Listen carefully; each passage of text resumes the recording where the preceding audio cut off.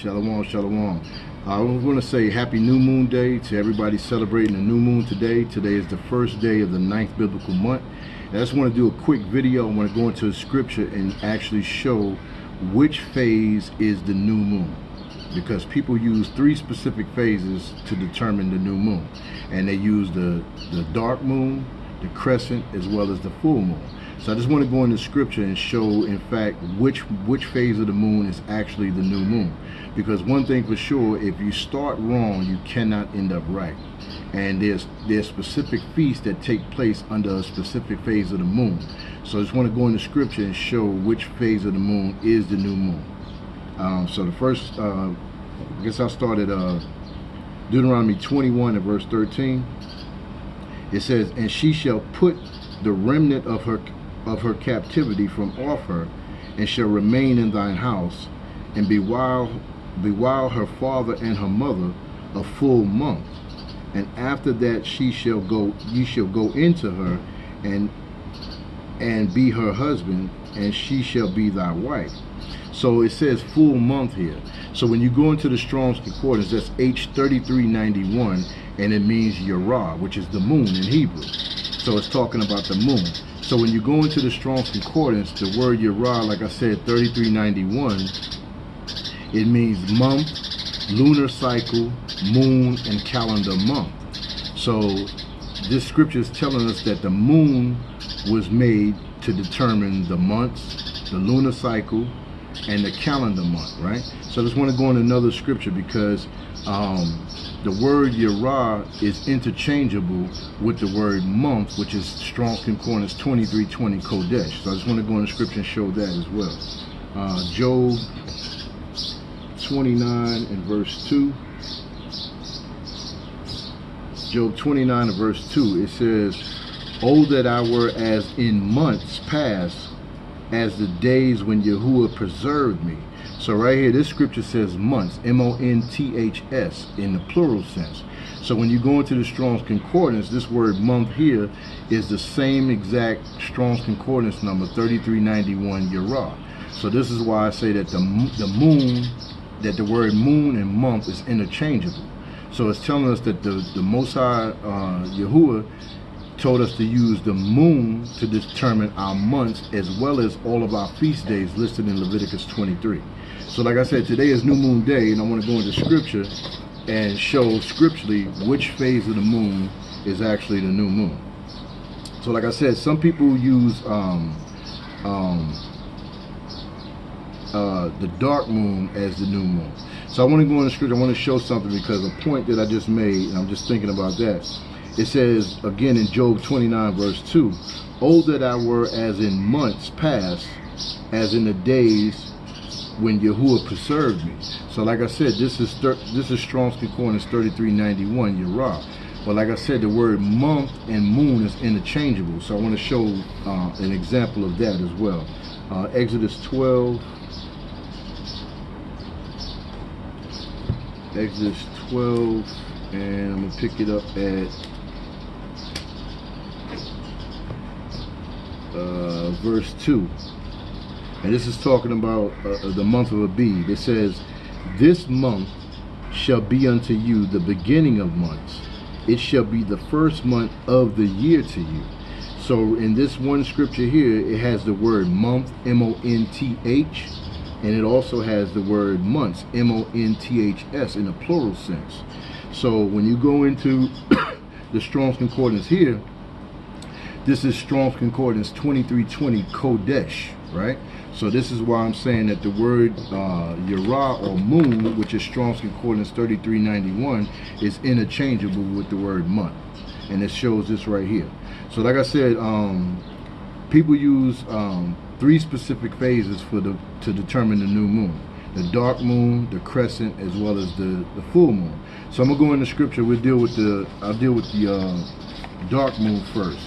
But I just want to say too, as far as the moon is concerned, there's a process that the moon goes through, and you have to understand that process in order to understand which phase of the moon is the new moon. And that process is called waxing and waning. Excuse me. It's called waxing and waning. So A definition for waxing and waning. It says increase, decrease, as far as the size, the number, the strength, or intensity in reference to the phases of the moon. So the waxing and waning process, as far as the moon is concerned, is a process that increases as well as decreases. So that's very important to understand. So you have to understand that in order to understand which phase of the moon is the new moon. So like I said, I'm going to deal with the dark moon first. So I'm going into the book of Enoch, and I'm going to go to Enoch 77. Enoch 77.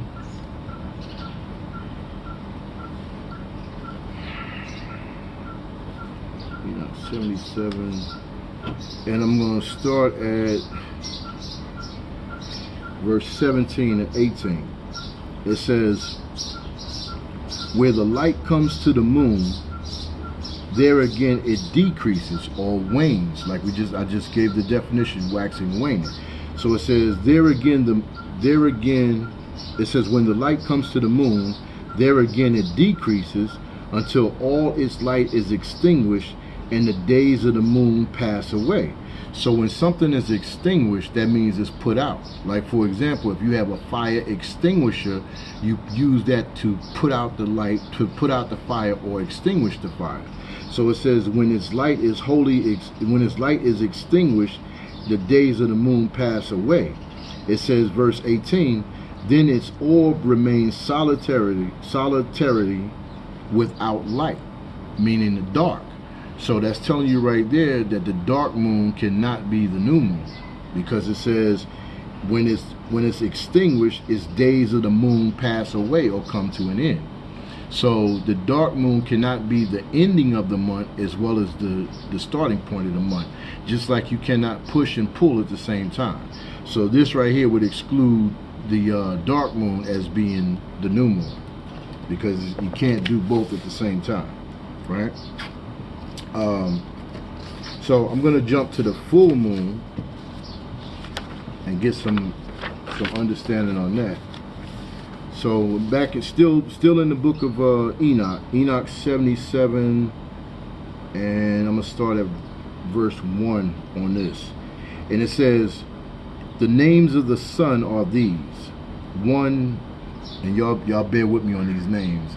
I'm going to try to do the best I can on these names. The names of the sun are these. One, Iris, the other, Tumas.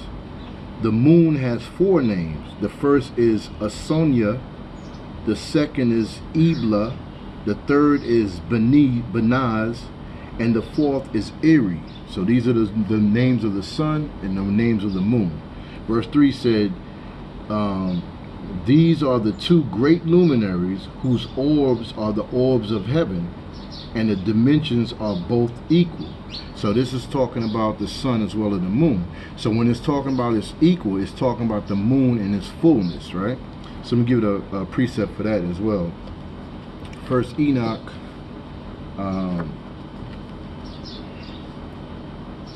First Enoch 72. First Enoch 72 verse 13. It says, and that which it rises is the great luminary, talking about the sun, and is so named according to its appearance, according to as Yahuwah commanded. And he rises, so he sets and decreases not, and rests not. So the sun is the same size continually, right? So you have some people that base the Sabbath off of the sun, which is the solar aspect. And there's no way other than, I mean, you can't have a Sabbath day without the rising of the sun. But there's no way to look at the sun and determine if it's this Sabbath or that Sabbath or opposed to the next Sabbath. There's just no way to do it, because it says that he sets and decreases not. So the sun looks the same every day. It never changes how it looks. So it says, and rests not, but runs day and night. And his light is 7-fold brighter than that of the moon. But in regards as size, they are both equal. So we're talking about the full moon, right? Because like I said, some people use the dark moon, the crescent, and the full moon to determine the new moon. So this is talking about the full moon, and it says as far as the full moon is concerned, it's the same size as the sun, right? So I'm gonna go into Sirach 43. Sirach 43 and verse 7. It says, "From the moon is a sign of feast, a light that decreases in her perfection." So again, with the definition of waxing and waning, and I'm gonna give it. It says, there's another definition for that.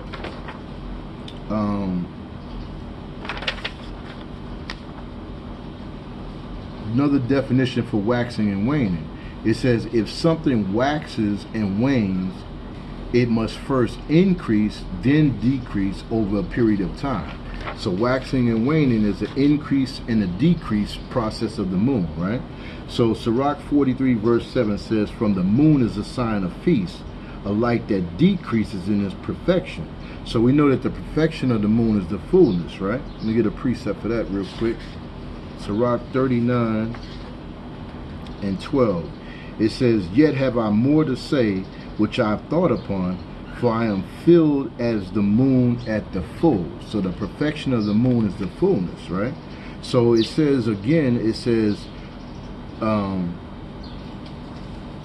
"From the moon is a sign of feast, a light that decreases in its perfection."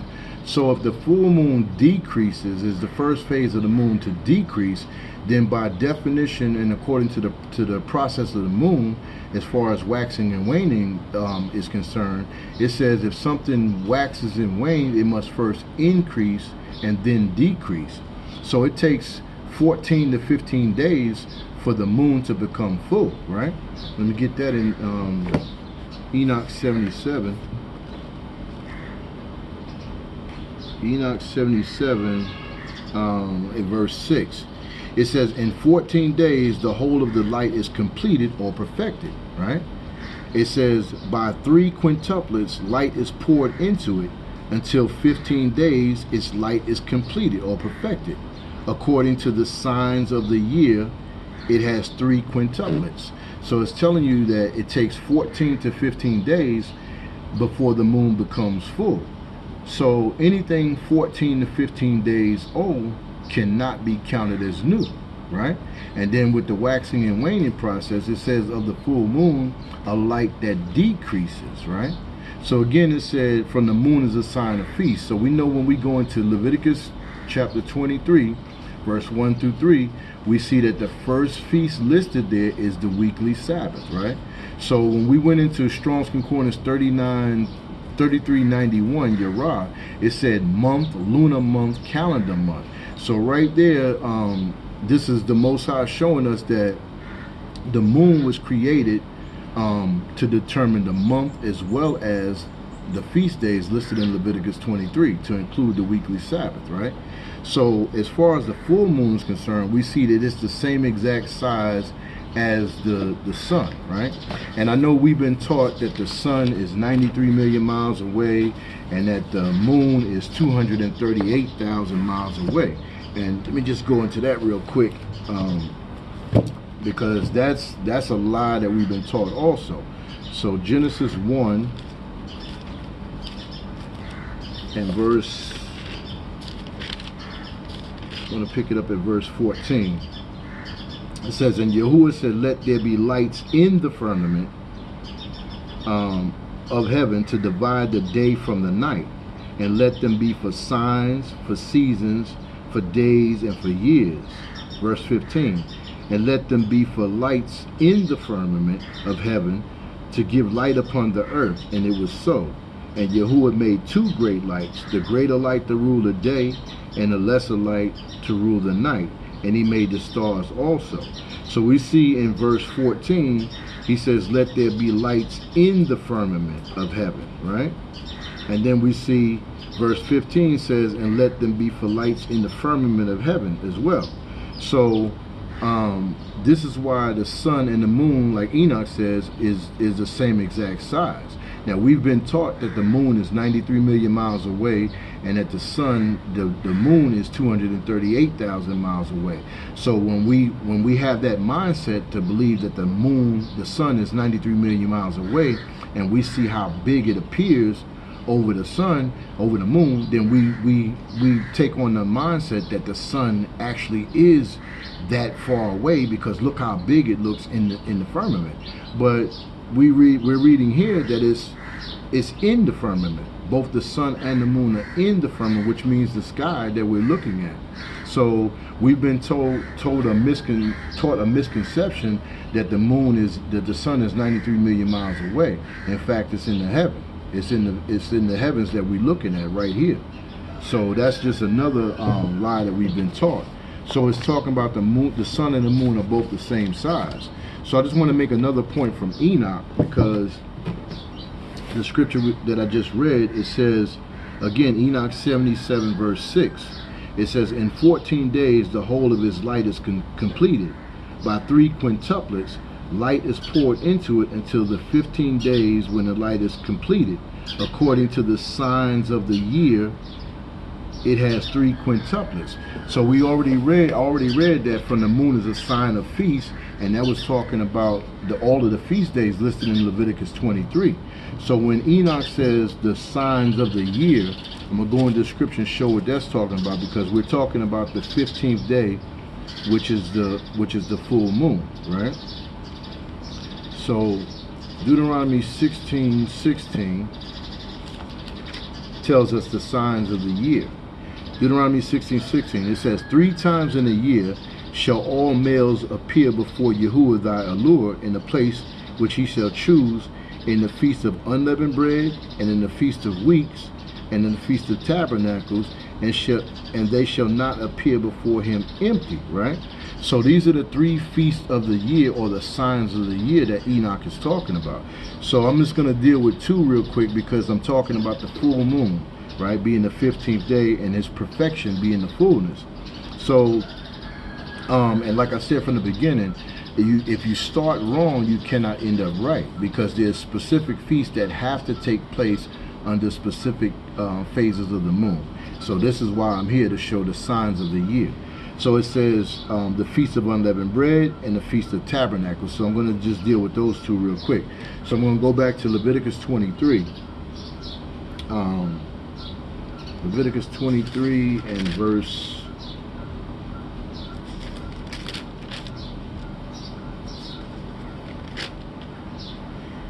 6, it says, and on the 15th day of the same month is the Feast of Unleavened Bread for 7 days. So the Feast of Unleavened Bread takes place on the 15th day, right? And I'm going to drop down to verse 34. It says, and speak unto the children of Israel, and say unto them, the 15th day of the 7th month shall be the Feast of Tabernacles for you. The Feast of Tabernacles for 7 days unto Yahuwah. So both the Feast of Unleavened Bread as well as the Feast of Tabernacles takes place on the 15th day of their respective months. The Feast of Unleavened Bread in the month of Abib. 6 months later, the 7th month, is the Feast of Tabernacles, right? So 5 months later, there's another feast that takes place. And let me get that. Esther chapter 9. Esther chapter 9, and I'm going to pick it up at verse 20. And Mordecai wrote these things and sent letters unto all the Jews that were in the provinces of the king Ahasuerus, both nigh and far, both close and far.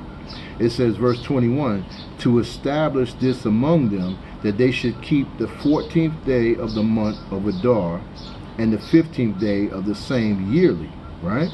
So this is talking about Purim. So Purim takes place in the 12th month.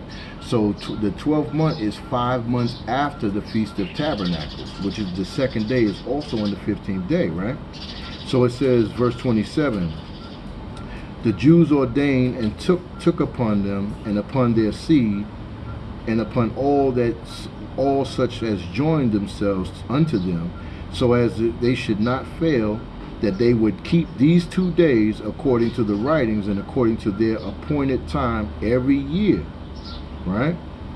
So this is talking about Purim. Verse 28 says, and that these days should be remembered and kept throughout every generation, every family, every providence, every city, and that these days of Purim should not fail from among the Jews, nor the memorial of them perish from their seed. So these are 3 feasts that take place on the 15th day. The first being unleavened bread, the second being the Feast of Tabernacles, and the third being the second day of Purim. So if you're keeping these feasts, the way that you determine if these feasts are being kept according to the scriptures is that they must be done under a full moon, which is the perfection of the moon, which happens on the 15th day of every biblical month. So that would exclude the full moon as being the new moon as well, because like I said, anything 14 to 15 days old cannot be counted as new, right? And according to the process of the moon, which is the waxing and waning, again it says if something waxes and waning, it must first increase, then decrease, right? So I'm going to go to the last phase, because like I said, people use the dark moon, the full moon, and the crescent. Now I use the crescent because the crescent, according to scripture, is the new moon, and I'm going to go in and show that as well. Enoch, I'm going to go back to Enoch. Enoch 77. And you know, and there's some people that don't use the book of Enoch, but I would have this question as well, because the people that use the dark moon as the new moon, where are you getting your information from to say that the dark moon is the new moon? And then also for those that use the full moon, what scripture are you using to show that the full moon is the new moon? Because it tells you it takes 14 to 15 days here in Enoch. And I know there's people that subscribe to Enoch, and they're reading this and they're still saying that the full moon is the new moon. I don't see how you make the correlation between the new moon and the full moon. It just doesn't line up. So like I said, as far as the crescent is concerned, Enoch 77, and I'm going to start at verse 14. It says, and when it is wholly extinguished, again, when something is extinguished, it's completely gone. So that's, I already showed that the dark moon, it shows that it's the end of the month, right?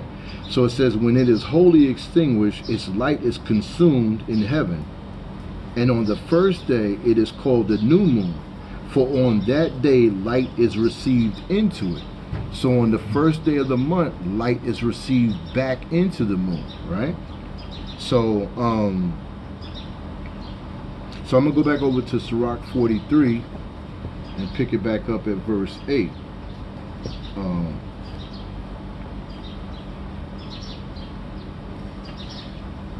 Sirach 43 and verse 8. But I'm gonna read this again. It says, Enoch 77:14. It says, when it is wholly extinguished, its light is consumed in heaven. And on the first day it is called the new moon, for on that day light is received into it, right? So Sirach 43 and verse 8 says, the month is called after her name, increasing wonderfully in her changing, being an instrument of the armies above, shining in the firmament of heaven. So when it says increasing, that's the same as waxing. So the first phase of the moon that waxes or increases is the crescent. So like it says here in Sirach, in Enoch again, on that day light is received into it, right? So that would exclude the dark moon as well as the full moon, because the first phase of the moon that light is received into it is the crescent, right? So that's just telling you that right there. And let me go back to Enoch 72, and I'm gonna pick it up at verse 5. Well, and this is talking about Enoch. So because you have some people that physically wait to see the crescent, those that count the crescent as a new moon. You have some people that physically wait to see the crescent, and then they say that the month has been established there. But nowhere in Scripture does it tell us to wait to see the moon, because when you're talking about the luminaries, this was the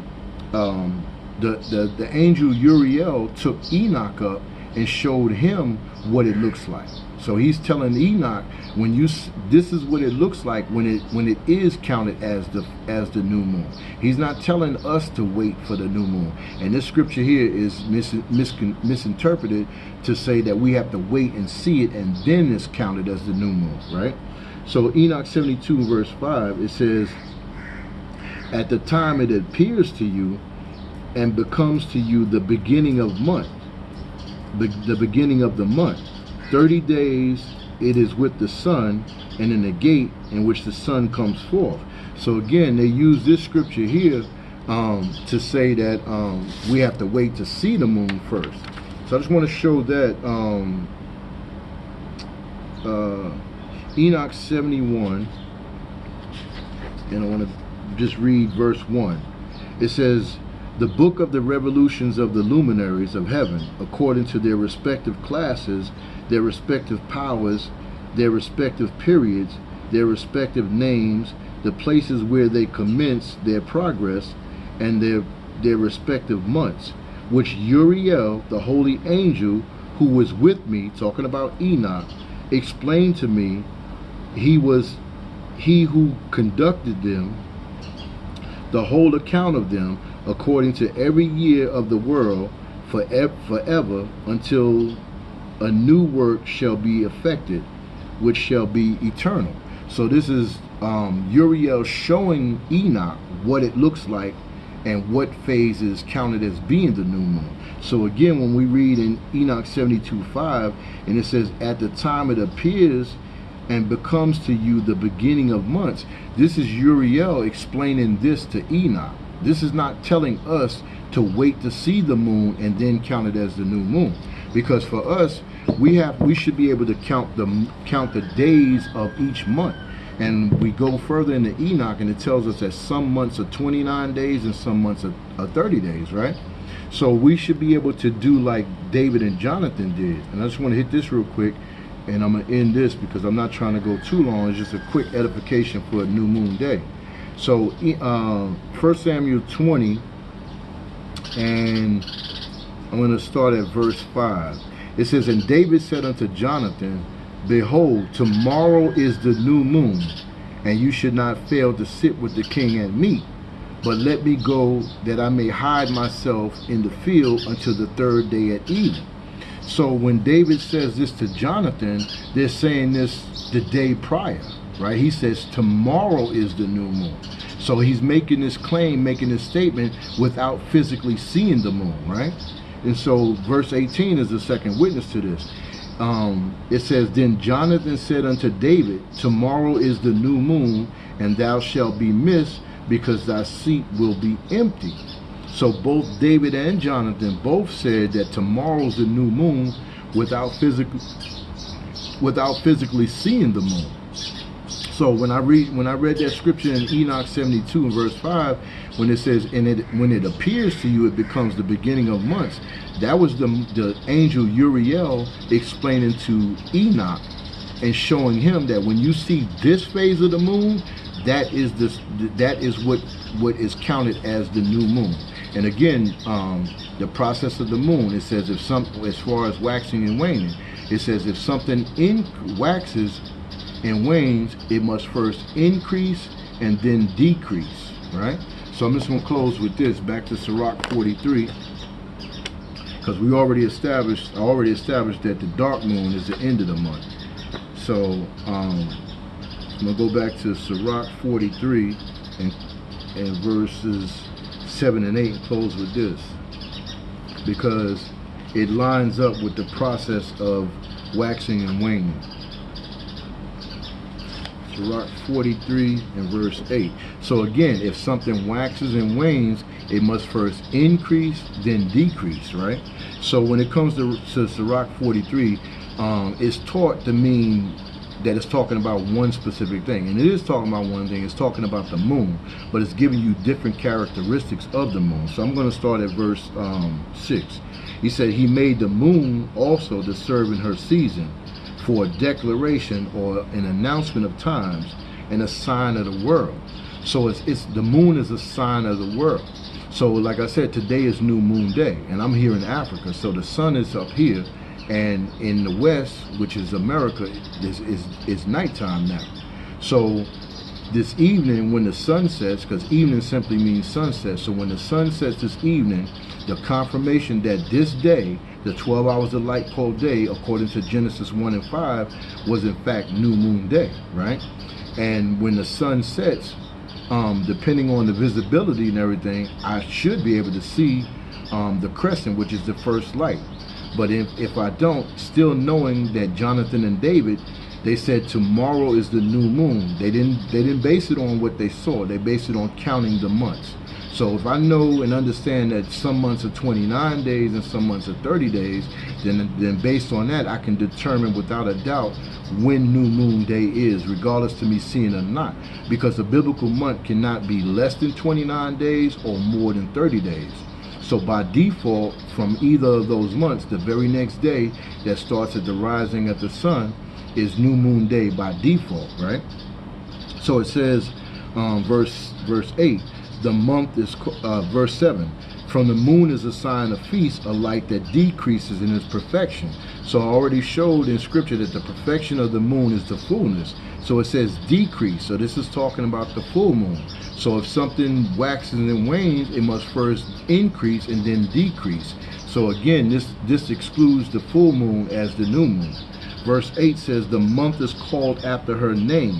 And again, Strong's Concordance 3391 Yerah and month 2320 Kodesh is interchangeable. So it says the month or Kodesh 2320, it says the month is called after her name, increasing wonderfully in her changing. The changing is the phases of the moon, right?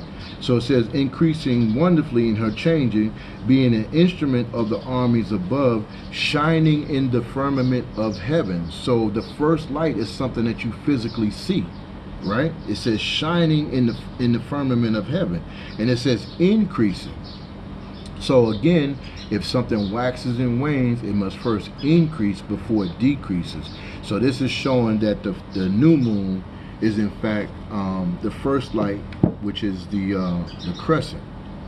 Trying to see if I wanted to go somewhere else before I close out on that.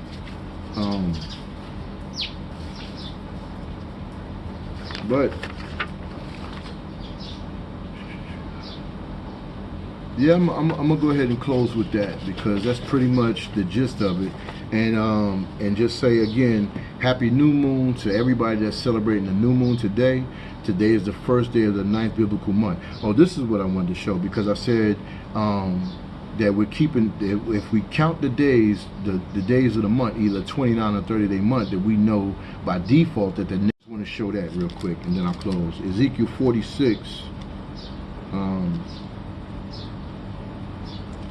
Ezekiel 46 and verse 1.